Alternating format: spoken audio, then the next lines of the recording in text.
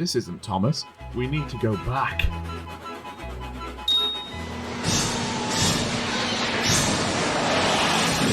Ah, that's better. That's Thomas. As a kid, I was obsessed with Thomas the Tank Engine.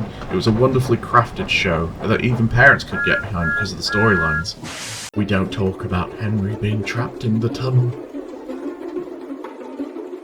Over the years, after seeing what Thomas had become, it just didn't capture that same magic from years ago. However, after browsing Steam, as I usually do, I came across Thomas and Friends' Wonders of Sodor. What's this, I thought to myself, and lo and behold, Dovetail Games had come out with a video game that looked similar to the show that I and many had grown up. Wondering if it was any good, I downloaded it and checked it out. Thomas and Friends' Wonders of Sodor lets us live out our childhood dreams of becoming our favourite engines from the old TV shows.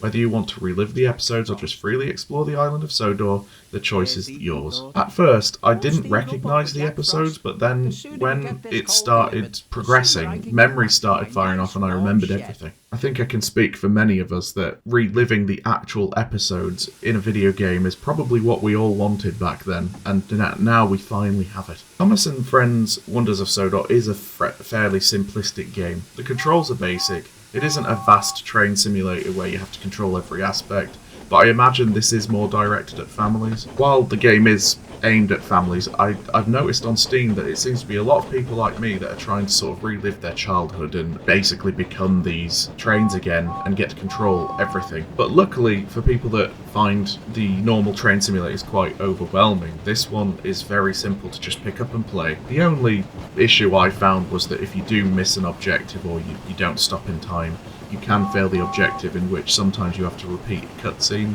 and it's unskippable, but apart from that, it's fairly easy to pick up and play. The world of Sodor looks absolutely stunning. I loved just taking control of the trains, going across the villages, going across the valleys, and just observing everything. They've put a lot of life into the environment around you. Not only that though, but the trains look fantastic as well. They look much closer to their counterpart from the original TV shows, rather than what Thomas the Tank Engine became. It also took on the narration style of the past that, well, Ringo Starr was well known for, but it's a new voice actor and he does a really good job of narrating all of the engines and what's going on perfectly. It truly felt like I was reliving the show, but I was in control, and that was brilliant. And I've noticed on the Steam reviews that this is giving a lot of people a wonderful nostalgia hit. Overall, I had an incredible time with Thomas and Friends Wonders of Sodor, probably more than I anticipated.